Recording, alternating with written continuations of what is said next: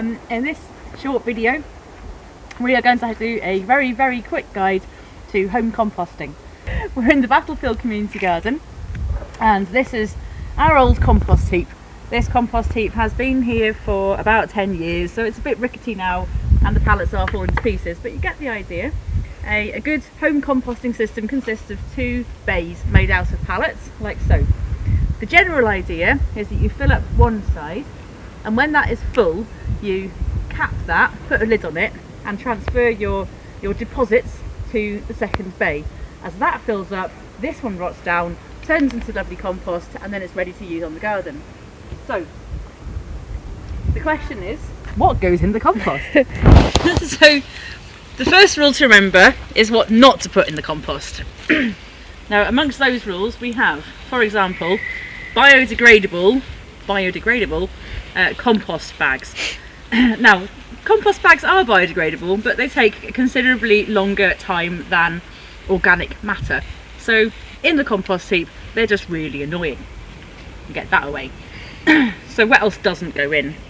Well, the obvious stuff like plastic bags, cans, bottles, glass, that kind of stuff. Oh, here comes a local Battlefield resident with her compost deposit.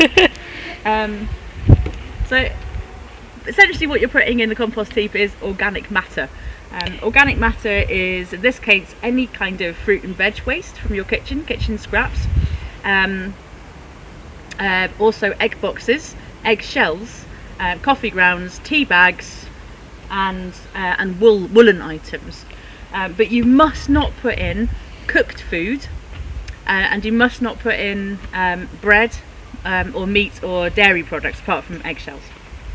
So all that gets mixed together. You can also include things like toilet roll tubes and egg boxes. They're really good to put in the compost. Cardboard is good, but only if it's kind of ripped up into small pieces and not if it's been covered in kind of plastic and dyes and that kind of thing. So all this stuff goes in the compost heap and it all gets mixed together in a great big beautiful mess, and then the other thing you need in your heap is worms. So I'm going to have a little dig about here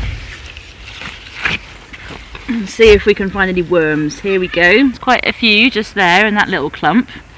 Oh, quite a few worms. Now compost worms, they're different to earthworms. They're smaller.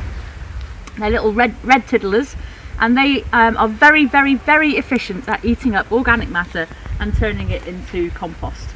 So that's their job. They should just turn up by themselves. Amazingly, they just do that. But if they don't, then you can probably find some in a compost heap in a community garden near you. Or anybody that's already got a compost heap really ought to have compost worms in their heap by now. Nothing else will really help to break down all that organic matter and turn it into compost. What else do we need to know about compost? It should be kept hot. It's quite smelly. As it is quite smelly. A bit more cardboard will help to break up the smell.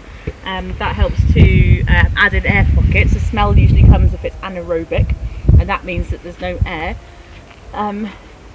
The other core factors around compost is that it should be hot.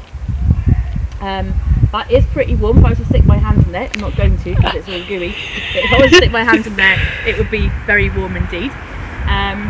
But grass cuttings will help to heat up the compost and speed up the composting process. The more heat, the faster it goes. Now the thing about grass cuttings though is you don't want to put on a great big thick wodge of grass cuttings. You want to add it in thin layers, otherwise you end up with this anaerobic slime, and that takes ages to break down. It shouldn't be too dry, not the chance of it being too dry in Scotland, but it should be roughly as moist as a wrung out sponge. Now again, adding in a bit more cardboard will help to dry it up if it's a bit too wet. That is all you're getting from me just now.